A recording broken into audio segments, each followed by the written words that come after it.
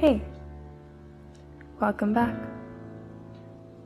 If this is your first time on my channel, hi, I'm Rish, and I'm happy you're here.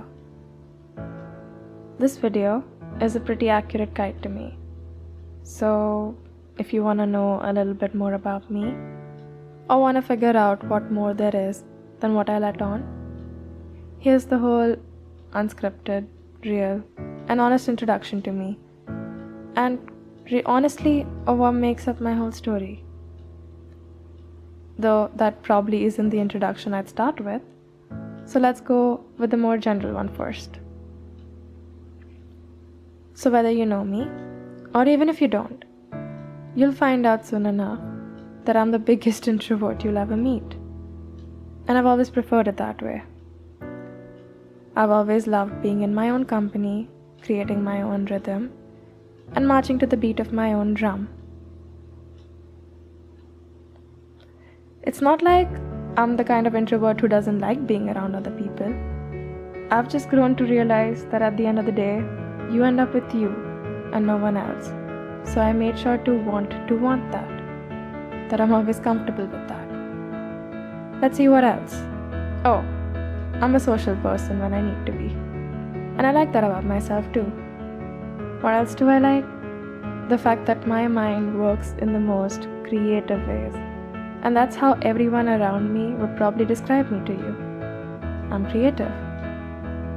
They'd also tell you how much of a dreamer I am, how my smile is my best feature, how I absolutely adore animals, how I'm always there if you need me, how I'm a great listener, a great shoulder to cry on, how much I like to see the good in people, and most importantly, how badly I fight and try not to give up. And I love those things about myself, and they've seemed perfect to me forever, until sometimes, just sometimes, they don't.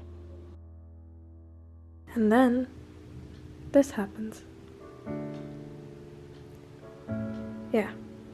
The thing about being an introvert and having your mind be your best friend is that it also becomes your worst enemy. And that's what happened. I should probably mention that I've had issues with mental health for over 6 years now. But there have been only 2 times when it's gotten really bad and gotten the best of me. One was in 2016 and the second is now.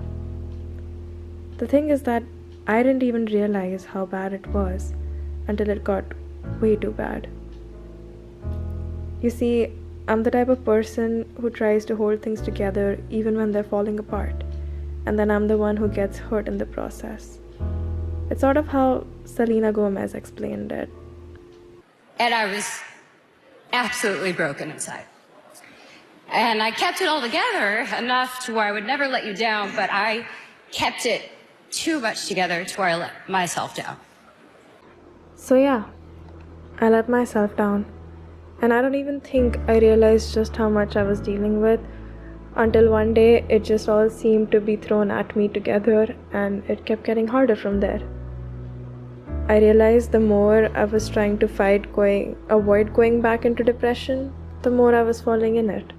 And after a point, I guess I just let it happen.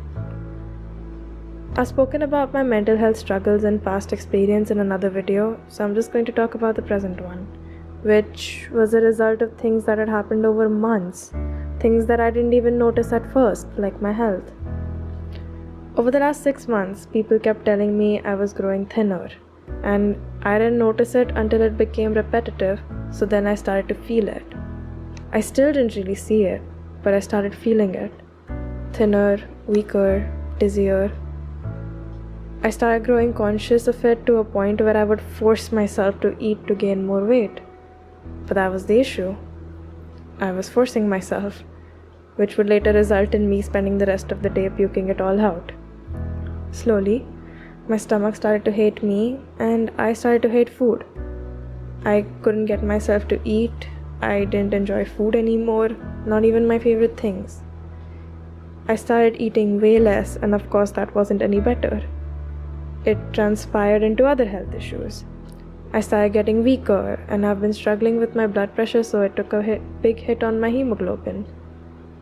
I felt like I was getting tested every month only to find it dropping lower and lower. But that wasn't even rock bottom. The thing is, the last time I went through severe depression was in 2016, and I made it out because I wasn't alone. I was physically surrounded by my family and friends who made it better. That wasn't the case this time. I was at college, away from my family and all my closest friends, completely dealing with it by myself, and that realization made me hit rock bottom. It started affecting everything else. My grades started dropping, the stress started getting to me, and my mind was constantly struggling to organize all that was going on inside. It made me lose my way and question ever finding a way out. But I knew I had to find a way out, because if I let it go on any longer, there wouldn't be one. I did the only thing I could think of at the time. I ran away from everything. College wasn't making me feel better. Being alone there wasn't making me feel better, so I went back home. My family could see me breaking, and I didn't have to do much for them to know how not okay I was, so the visits became more frequent. I was either always in a cab to escape to Bombay or at the airport, catching a flight to return home. I started relying on these trips. I still do. They let me look forward to something, and whether I'm in Bombay or Hyderabad, it's home, and it grounds me. But escaping like this wasn't the cure to my depression or my anxiety. In fact, I would sometimes stress myself out more thinking about all that I would have to return to, and it would defeat the purpose of going away. Like I said, I get too in my head. Ultimately, I put all my energy into making the most of what I could. I spent all day with my parents, confided in my sister and my best friends, and of course, in the therapist of pets that I own. Being with them and these people was the only time I would feel remotely okay. But I knew I could only run for so long, avoid everything for so long. And every time I would come back, everything else would too. The stress, the anxiety, the loneliness, all of it. Home was a temporary solution, and I'm still figuring out the more permanent one. But I knew I had to start fighting back, or I would lose myself completely. Selena Gomez said in her documentary, "How do I learn how to breathe my own breath?" I was so weighed down by everything that had happened and everything I was trying to move on from that it felt like I couldn't even remember how to breathe anymore. I'm a person who feels all her feelings before moving on to do better, but for some reason this time I just kept trying to jump onto the moving on part. I kept trying to scream, but it was only echoing in my own head, and I didn't realize until much later that the only way I get off is by breaking apart. Alicia Marie said once, "Sometimes you need to have a breakdown to have a breakthrough." I've never resonated with anything more. So I broke down, stopped trying to keep it together, and admitted things to myself. I let it all out, whenever I could, no matter how many times I already had, and that was my medium of healthy and my breakthrough. Another medium? Music. Music has always been important to me, so I kind of started writing my own. I would jot down lyrics whenever they came to me, started keeping memos and notes in my phone, and started recording myself singing and finding a tune so that I could actually channel it into something positive. Another thing I got back to? Writing. The only reason I had given it up was because it sort of seemed more like a job to me than my escape after a point. But writing has always helped me communicate myself the best, so I got back to it. Another way in which words became my best friends once again. I fell in love with reading all over again.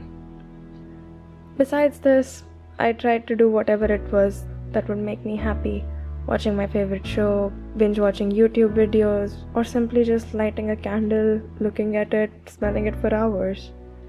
I started to find comfort in the simple things again. And through all of this, the biggest realization I had was that I needed to become my best friend again. I needed to hype myself up again, to vibe with myself and stop punishing myself for the smallest things. I had to learn that if I feel like I'm doing okay, I will. It was all about self-love, and I needed to know that I was the person who had to love myself the most. I will admit, it's not always easy. I get into a dark headspace still more often than I'd like, and I miss home, and I want to run away again and again, but I'm working on bringing myself back. But the support and love from my closest ones made it easier. There's still a lot to work through, a lot of damage to repair, a lot of wounds to heal, and a lot of hurt to evaluate. I feel vulnerable and broken, but I'm picking up the pieces. I'm vibing with myself and choosing to love myself.